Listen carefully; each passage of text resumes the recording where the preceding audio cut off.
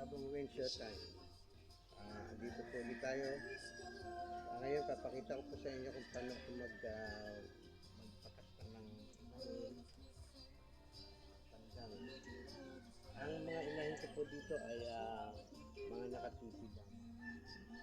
Papakasta ko dyan, tapos mangingipig sila, kukunin na lang, tapos ilalagay sa ref. Bago mag 14 days, incubator naman. Ito mga kawiner, papakita ko sa inyo.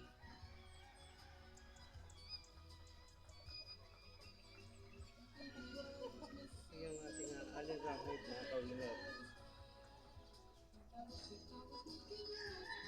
Ganito lang yung sistema na ginagawa ko dito mga kawiner. Papakasta natin yung nakatali lang sa tipi. Tipi lang mga kawiner.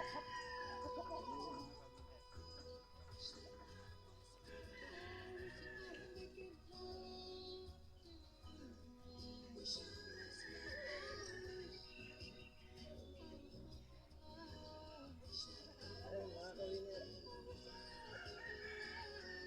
Mamaya, yung isa naman po. Umaga, tanghali, hapon mga kawiner. Magkakagdang inahin.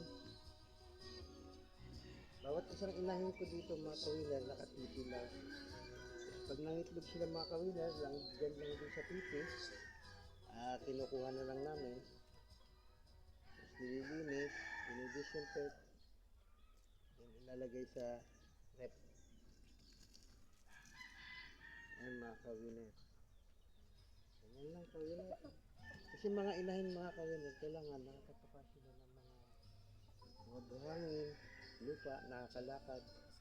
Kasi doon sa mga nakapulong lang, andun lang sila. Mas sabi ko, mas maganda ka nakatipi.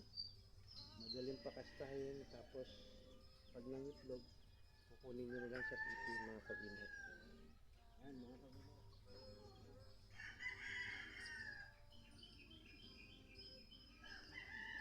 Papakita ko sa inyo mga kawiner, mga itlog nito. Naka-incubator na mga kawiner.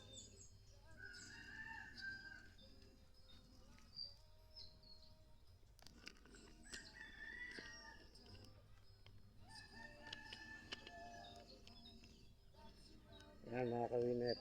Papakita ko sa inyo mga kawiner. Andito sila ngayon, mga itlog natin mga kawiner. Ayan, mga kawiner. Merong mga 27 egg to mga kawiner. Meron pa tayo na sa ref ngayon na 15. Isasalang na rin natin yun mga kawiner.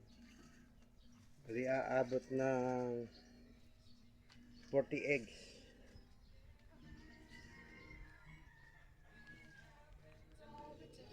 Yan. Ganyan lang ang sistema ko rito mga kawiner. Bago mag-breed.